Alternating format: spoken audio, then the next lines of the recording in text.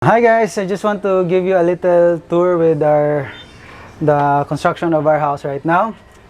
So medyo gabi na and I think okay na may ilaw. So just to give you an idea, this is yung current na itsura niya.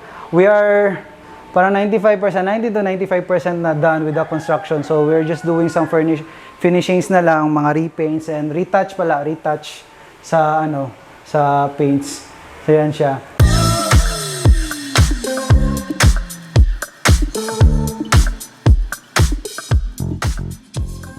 The most important reason why we decided to do the construction, because when we were growing up, we really didn't have that very nice house, that very nice feel of house compared to this. If you've seen, if I can show you the pictures of this house before, it's very far from what it looks like right now. So the house is very small, and it's actually more of like we want to give back to our parents, that they can. For the years na pinaghirapan nila na put us in school and all the sacrifices, parang it's a good reward also for them. To provide them with a house that is ganito na. Just to give you an idea, this area here will be coming from the main door. There's already, will be, ito na, living room. And then we just put in this accent wall para for TV. Yan siya. And then the lights. Yan siya. Three-way yan siya na lights. Yan siya para arte-arte. Ay, white. So yan siya. So yan yung naka-fog light sa baba. So yan siya. And then this area here will be the kitchen. The dining area. And then we decided to have a parang floor to ceiling siya na window na dito na side. Floor to ceiling yan siya na ma-open. Parang open patio ba? Tama ba yung term ko? And then going to the garage. And then sa main gate. So may konting space pa din for dito lagyan ng planters. Because I'm planning to be a plantito. So it's a 2-story house. It's a 100 square meter na property and the floor area is around 140. So may another room din dito that is going to be our music room / office, parang ganun. So yan siya. And then this one was already our kitchen area. So kasi dito yung dining. Yan siya, may dining table dyan sa center. And then next will be ito na, kitchen na namin. So may put in a breakfast counter, still installing the lights. And then ito na, the entire kitchen. So U-shaped kitchen siya, sorry. Yan siya, U-shaped na kitchen.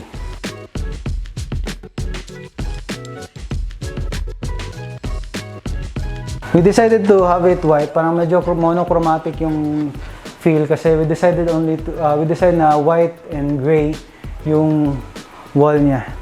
The main colors ng wall niya. So, yan siya. Done na sila with the kitchen. Maganda naman. And, though hindi ako nagluluto, but we decided to have our oven. Yan siya. And then, this side, we have our dishwasher, sink, and sana yun? Microwave. So, yan siya. Wait.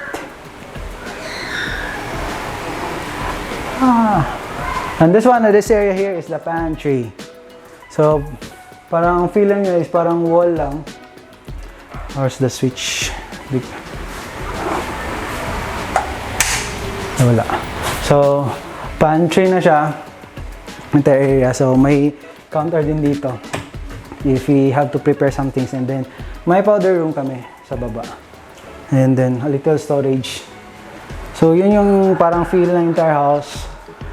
Entire area, puro pantry. We really need a lot of storage. Kasi, ayaw namin ng clutter. We want to keep things neat and minimalist. Yun talaga yung goal. Dito talaga kasi ang pangit ng CR. Marumi. And, ito, may a little trick. Kasi this one is poste talaga to siya. Para just to give it a little feel na parang invisible. Na hindi mo makita na poste. We decided to put a mirror. So, di pa yan tapos. So, let's go upstairs.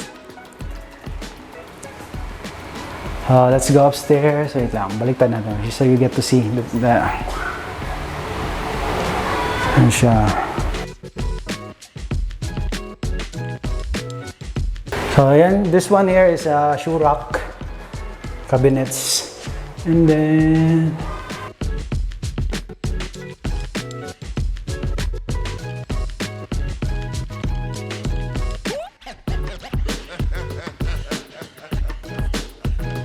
switch muna natin lights.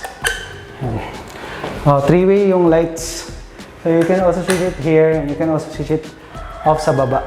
So this one is a 3-bedroom na house. Actually 4 if you have to, you're going to count yung isang room sa baba, which is gagawin namin music room because both of us ng father ko are into music. My dad is a drummer. So yan siya. So dito muna tayo sa mga bedrooms. Ito. We have another room here. Another bedroom. Yan siya. And cabinets.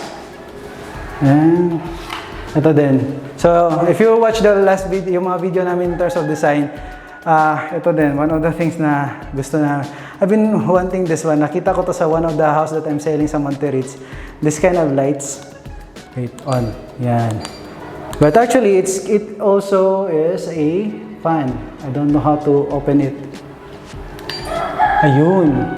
So, it changes into a fan. Yan. 3-way din yan. Ayan, wala lang. Arte-arte lang. Pero, I've been wanting this kind of, electric ceiling fan.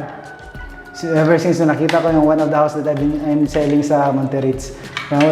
That's so cool na house na, so cool na, na ceiling fan na siya, lights din siya at the same time. And, decided to put it all sa mga bedrooms namin. And this one is the master's bedroom. Yan siya. Meron din yan siya yung sinasabi kong lights. Yan. So may open siya, parang window yan siya na floor to ceiling. And also, yan siya sa hallway. Yan siya, cabinets. Pura na cabinets. So almost same sa baba na parang all white. Just really want to have it all white. And one thing also, prefer talaga namin na maliwanas because it parang yung energy ba. Actually, we can also change naman din ang colors ng light. So, if we want it dim, pwede din. But also, yung masters meron sariling CR pero hindi pa tapos. Yan siya. Because they're still installing the bathtub. Yan siya.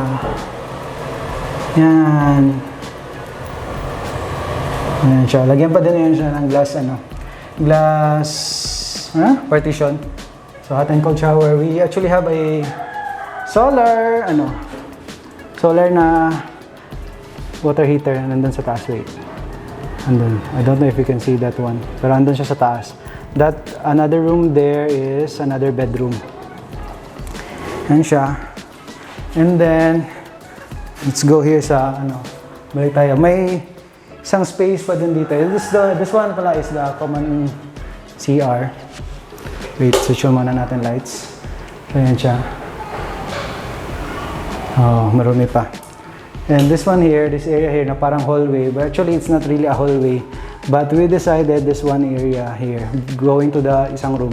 We plan to put parang mga office tables, parang work area, or maybe lagyan ng treadmill para maka-exercise lang. And then there's another room here. Yan siya. Nakadala? Okay.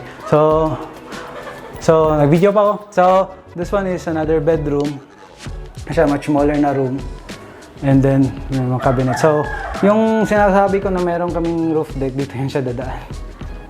Yan siya. Kasi yung mga AC, yung outdoor sa aircon, nandyan. So, pwede na siya ma-close. And nandyan din sa taas yung solar panel for the water heater. So, that's it for, actually yung house. Hindi naman ganun kalaki. And we also don't want to have a very huge house kasi in terms of the maintenance, mahal din yun. And wala lang. Konti lang din kami dito. Well, like 2 or 3 people lang living in this house. So, actually, it's big enough for us. Tama lang. Yeah. So that's it, a little house tour. I'll be showing sa inyo guys kapag matapos na tong house. So, yun lang, just want to share to you the experience also. Para you get to understand where we're coming from when we share these videos, teaching you things. And because most of the things that we are teaching, we have a first-hand experience. Yeah, almost everything first-hand experience from our clients and for us personally then from our team. Now we also went through the same thing with the struggle of building a house and deciding whether buy or build. So that's it. Thank you so much for watching my video, this vlog. I hope you like the videos that we are sharing. Please subscribe to our channel. Don't forget to ring that notification bell so you get to see all the videos that we are uploading. So thank you so much. God bless everyone. Bye-bye.